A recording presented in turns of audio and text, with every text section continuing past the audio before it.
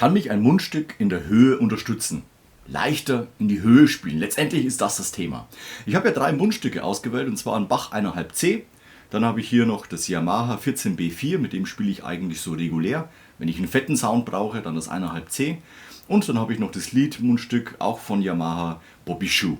Wenn es mal längere Zeit richtig hoch geht, also C3 und auf G3 etc. pp., dann haben wir immer die Möglichkeit, dass man sich damit unterstützt. Aber letztendlich hat das natürlich auch immer klangliche Auswirkungen.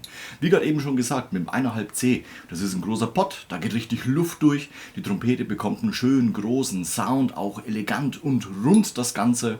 Beim 14B4 habe ich so ein Allround-Mundstück, da geht es gut in die Tiefe, in der Mittellage klingt auch alles sauber und in der hohen Lage habe ich eine Unterstützung, dadurch, dass es einfach ein bisschen flacher, ein bisschen enger und auch die Bohrung ein bisschen kleiner ist als beim vergleichsweise 1,5C. Das brauche ich eben auch für diese Lage nicht. Und wenn es mal die ganze Zeit wirklich richtig hoch geht, wie gerade eben schon gesagt, dann kann ich mich unterstützen, eben mit dem Lead-Mundstück, nämlich mit dem Bobby Shoe. Und das bringt uns wirklich oben sehr, sehr lange Zeit viel weiter. Das Problem ist natürlich auch, der Klang wird etwas instabiler. Das heißt, wenn du etwas zu viel machst, überschlägt sich das sofort in den nächsten Naturton. Da ist Vorsicht geboten. Wenn ich spiele und ich habe das Bobby Shoe drauf, muss ich immer darauf aufpassen, dass ich mich komplett zurücknehme. Das Mundstück macht die Arbeit. Im Vergleich zu den anderen Mundstücken muss ich unglaublich wenig arbeiten, damit ich dann zum Beispiel zum G3 komme. Das geht fast von alleine. Du hast das C3, gehst nach oben D, E, überhaupt kein Problem, und dann machst du ein bisschen mehr und zack, ist schon das G3 draußen. Hat natürlich auch einen richtigen Strahl dann als Ton. Und bei den größeren Mundstücken muss ich wesentlich körperlich mehr arbeiten, mehr den Ansatz anspannen, dass ich die Frequenz da oben halten kann und es dann dementsprechend eben auch durchdringend vom Sound her wird. Natürlich unterstützt mich die Lage, die hohe Lage, dass der Ton trägt, aber letztendlich ist es auch immer so, dass der Körper natürlich da stabil sein muss. Man muss stabil eben Spannung halten können, Luft nach außen bringen, und da ist es öfter mal der Fall, kann es dazu kommen, dass zum Beispiel dann der Ton oben zwar da ist, aber dann wegbricht. Und da kann ich mich natürlich mit einem kleineren Mundstück unterstützen. Ich würde sagen, wir starten einmal mit dem 1,5C, also Standardmundstück, natürlich auch für Trompeter. Guter Klang, gute Intonation. Tiefe Lage, Mittellage, es geht auch nach oben alles drauf.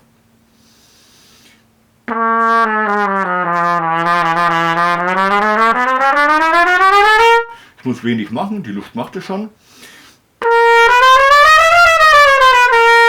Eben, da kann ich etwas mehr an Luftdruck geben, dann geht es auch ohne Probleme und ziemlich entspannt zum G2 nach oben. Jetzt eben dann mal die Oktave von C2 aus.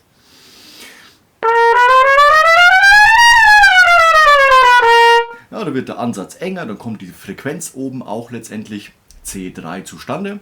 Und wenn ich oben mal einsteige,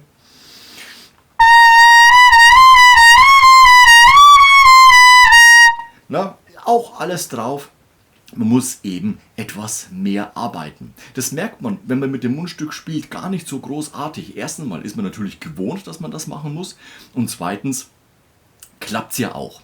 Den Unterschied merke ich aber besonders dann, wenn ich jetzt auf ein etwas kleineres Mundstück wechsle, nämlich den 14B4. Jawohl, und auch hier genau das gleiche. Wir gehen nach unten in die tiefe Lage. Locker bleiben muss man natürlich. Ja, der Ton ist schon etwas direkter. Ich mache genau das gleiche, aber ich habe das Gefühl, der Ton ist lauter.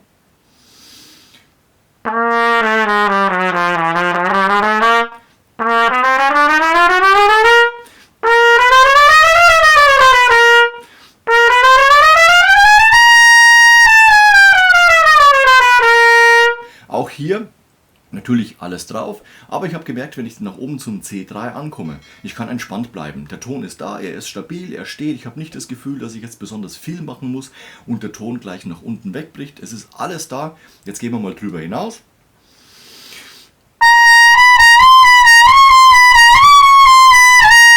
Okay, auch hier alles da. Ich habe aber im Vergleich zum 1,5C Mundstück das Gefühl, dass die Töne näher beieinander liegen. Die sind nicht so weit weg.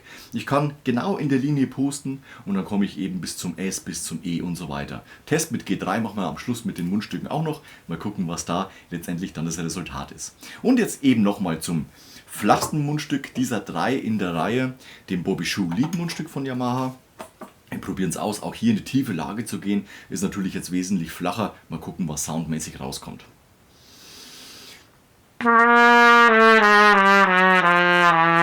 Ja, ich muss mich auf jeden Fall schon sehr, sehr arg zurücknehmen. Ich puste jetzt vielleicht mezzo piano. Ich habe schon das Gefühl, oho, der Ton wird auf jeden Fall dünn. Er wird durchdringend. Eventuell, wenn ich mehr geben würde, käme die tiefe Lage gar nicht. Oder, wenn ich in die Mittellage gleich gehe, ist die Gefahr groß, dass der Ton sehr scharf wird.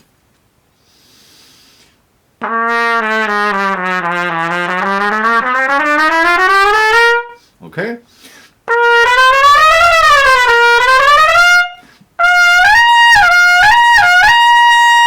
Also ich muss kaum was machen, ich mache nur und schon ist er oben beim C3.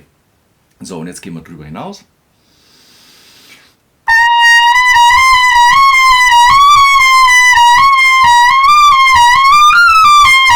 Also, da überschlagen sich die Töne nach oben, überhaupt kein Problem. Hier ist die Gefahr eben, dass die Kontrolle trainiert werden muss, damit man ganz genau weiß, was man mit dem Mundstück macht. Jetzt lässt sich natürlich sagen, es ist ein Liedmundstück und es ist natürlich nicht für die tiefe Lage gebaut, das ist ganz klar. Aber der Vergleich ist natürlich immer interessant, wenn ich sage, ich kann mit dem Mundstück auch nach unten spielen. Die Frage ist aber, wie lange kann ich das machen? Sobald ich mal einen 2, 3, 4 Stunden Auftritt habe, dann ist natürlich die Lippe ganz anders belastet. Ja, eventuell besser durchblutet, das heißt auch etwas angeschwollen. Das heißt, hier ist es immer schwierig, kriege ich die tiefe Lage, die Mittellage noch vernünftig gespielt. Bei mir ist es so, wenn es mal hochgehen sollte über einen längeren Zeitraum, gerne auf dieses Mundstück zurückgreifen, sich komplett zurücknehmen, damit der Klang noch vernünftig ist und nicht alles niederschießt, weil die Gefahr ist bei diesem Mundstück absolut gegeben. Man bewegt sich auch rein spielerisch vom Spielgefühl im Bereich Mezzo Piano, Mezzo Forte. Und es ist alles drauf, also auch hier Gs und drüber hinaus und so weiter. G3 natürlich gemeint. Und beim 14b4 habe ich für mich so ein Allround-Mundstück. Ich kriege in der Mittellage alles gut hin. Es kann auch mal über C3 hinausgehen, ohne dass ich mich kaputt mache. Alles in Ordnung und ich kann auch ohne Probleme mal auf die zweite, dritte Trompete wechseln, wenn dort Unterstützung oder wenn man da sowieso mit den Kollegen die Stimmen wechselt. Dann habe ich da das Gefühl, ich kann auf einem Mundstück bleiben und es ist alles drauf.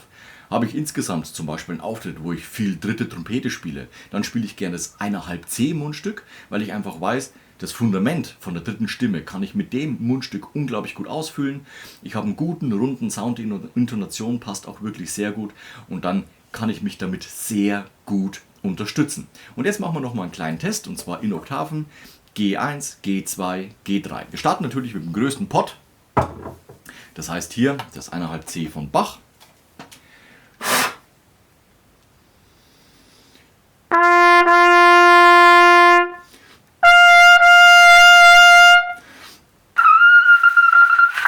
Ja, wird es natürlich oben ganz schön dünn. Ja, man muss viel arbeiten und man kriegt die Frequenz hin. Aber jetzt zu sagen, das ist ein schöner, runder, voller, fetter Ton, da sind wir natürlich weit weg davon. Okay, gleich gegenübergestellt 14b4.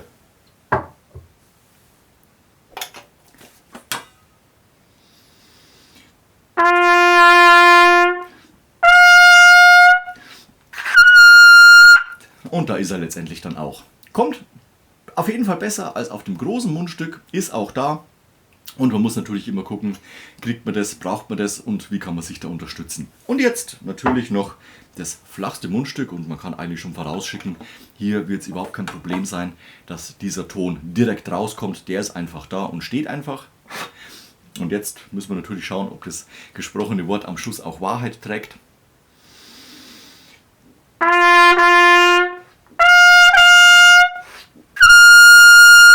Ja, und der ist natürlich stabil, der ist da, der dringt durch und ich muss mich überhaupt nicht abmühen, also da geht kein Hals zu, da muss ich nicht alles Mögliche aktivieren, damit es mal höher nach oben geht, sondern der Ton ist einfach da und letztendlich, wenn man da oben ist, kann man auch ein bisschen spielen, ein bisschen zum Ass, A und so weiter nach oben gehen, ausprobieren, was man mit dem Mundstück dann leisten kann.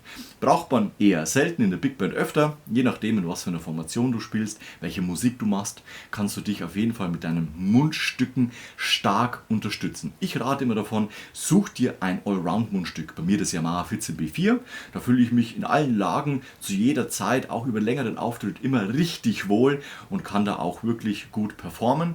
Und wenn ich über einen längeren Zeitraum mal drüber hinaus muss, Spitzentöne am Ende setzen muss, dann kann ich mich mit dem Bobby Schuh Liedmundstück unglaublich gut unterstützen. Was sind deine Erfahrungen? Welche Mundstücke spielst du, beziehungsweise welche Erfahrungen hast du zum Beispiel auch mit Mundstückwechsel gemacht? Das interessiert mich brennend. Schreib's gerne in die Kommentare oder mir persönlich. Und lass gerne am Ende noch ein Like und Abo da. Wir sehen uns nächste Woche zu einem neuen Video rund ums Trompete spielen. Bis dahin, ciao, euer Nico.